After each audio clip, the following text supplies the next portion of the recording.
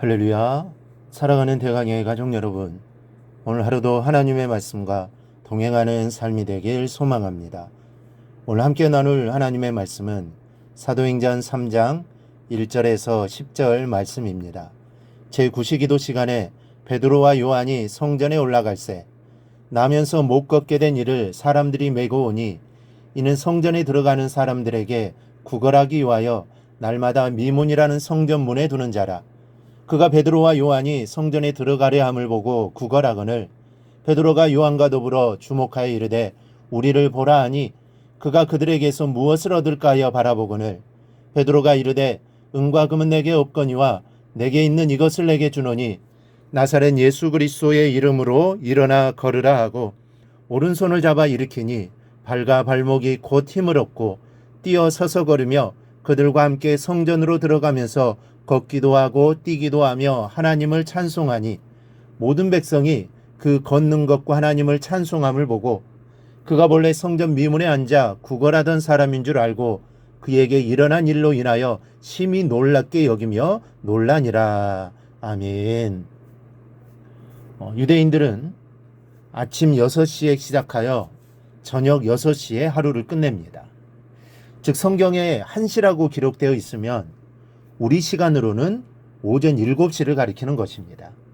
그리고 또한 유대인들은 9시, 12시, 3시 이렇게 하루에 3번씩 시간을 정해놓고 기도했는데 아무 데서 기도해도 좋지만 특별히 성전에서 기도하는 것을 갑절이나 귀한 것으로 생각했습니다. 그러므로 오늘 본문의 제9시는 우리 시간으로 오후 3시를 말하는 것이고 이 시간에 베드로와 요한이 성전에 올라갔다는 것은 곧 유대인의 습관을 쫓아 기도하러 올라간 것을 의미합니다. 이 정해진 시간에 기도하는 것은 유대인의 습관입니다. 이 베드로와 요한도 유대인이기도 하지만 지금은 예수 그리스도를 통해 세워진 새로운 신앙을 가지게 되었습니다. 하지만 옛 교훈 가운데서도 올바르고 좋은 것은 지켜야 한다는 것을 알았기 때문에 기도하러 성전에 올라간 것입니다. 베드로와 요한이 기도하러 올라갈 때 성전 미문에는 안진뱅이 거린이 있었습니다. 이 당시 성전이나 정각의 입구에 앉아 구걸하는 습관이 있었는데 이런 곳이 거린에게 가장 좋은 장소로가라고 생각되었습니다. 왜냐하면 사람들이 가장 많은 곳이기도 하고 하나님께 예배하러 가는 때에 사람의 마음이 가장 너그러워지기 때문입니다. 그런데 베드로와 요한이 성전의 이방인의 뜰에서 이스라엘의 뜰로 들어가려고 할 때 이 둘을 연결하는 통로인 미문에 앉아있던 안진뱅이가 구걸을 해왔습니다. 그 모양을 요한과 더불어 주목하여 본 베드로가 이렇게 말합니다. 은과 금은 내게 없거니와 내게 있는 이것을 내게 주노니 나사렛 예수 그리스도의 이름으로 일어나 걸으라. 그리고 나서 안진뱅이의 오른손을 잡아 일으키니 발과 발목이 힘을 얻어 걷기도 하고 뛰기도 하면서 하나님을 찬미하는 기적이 일어났습니다. 우리는 오늘 베드로를 통하여 일어난 이 기적을 통해 몇 가지 교훈을 얻게 됩니다. 첫째는 어려운 사람에 대해 관심을 가져야 한다는 것입니다. 오늘 성경은 구걸하는 거린을 베드로와 요한이 주목하여 보았다고 합니다. 그냥 무관심하거나 가엾다는 듯이 오만하게 바라보지 않고 관심을 갖고 자상하게 그 사람의 형편을 살펴보았다는 말씀입니다. 여러분, 구제하고 돕는 일은 바로 여기에서부터 출발해야 합니다. 무작정 좋은 일을 해야겠다는 생각 끝에 계획을 세우고 도울 수 있는 힘을 비축한 다음 도울 대상을 물색하는 것은 잘못된 방법입니다. 왜냐하면 실제적으로 그런 경우 대개 일회성 행사에 그치고 말기 때문입니다.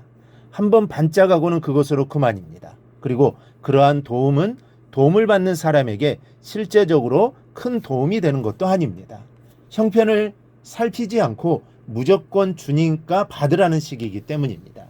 성경이 말씀하는 방법은 이런 것이 아닙니다. 우선은 주변에 불행하고 힘들게 사는 사람들을 주목해서 형편을 살피는 것이 선행돼야 한다고 말씀합니다.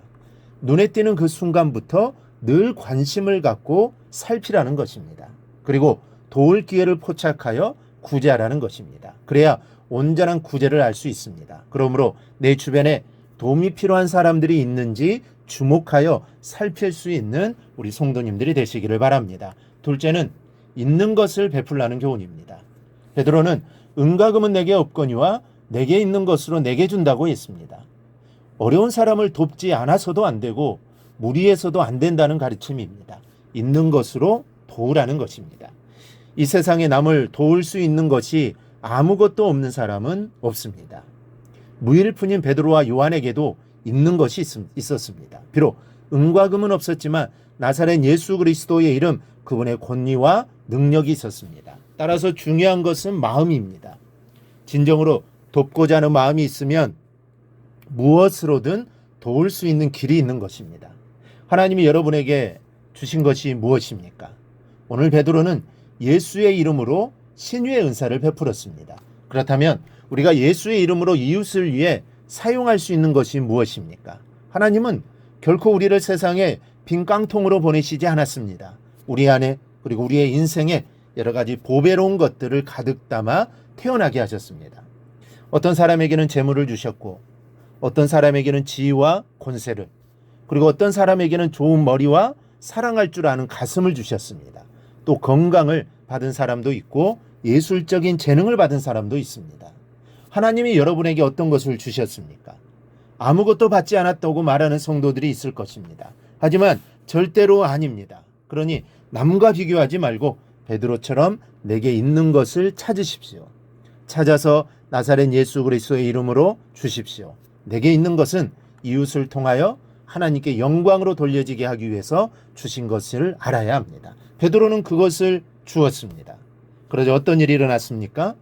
8절을 보면 뛰어서서 걸으며 그들과 함께 성전으로 들어가면서 걷기도 하고 뛰기도 하며 하나님을 찬송하니, 결국은 하나님을 찬송하게 됩니다. 하나님을 높이게 됩니다. 이것이 바로 하나님이 우리에게 주신 것을 나눌 때 나타나게 되는 결과입니다. 그러니 예수의 이름으로 내가 가진 것을 나누고 베푸는 성도들이 되시기를 바랍니다. 그러면 그로 인해 하나님께 영광이 돌려지게 될 것입니다. 우리 모두 내가 가진 걸로 구제하며 하나님의 영광을 돌리며 살아가는 성도님들이 되기를 주님의 이름으로 축원합니다. 오늘 묵상한 말씀을 굳게 잡고 삶으로 실천하며 살아내는 대강의 모든 성도들이 되기를 축복합니다.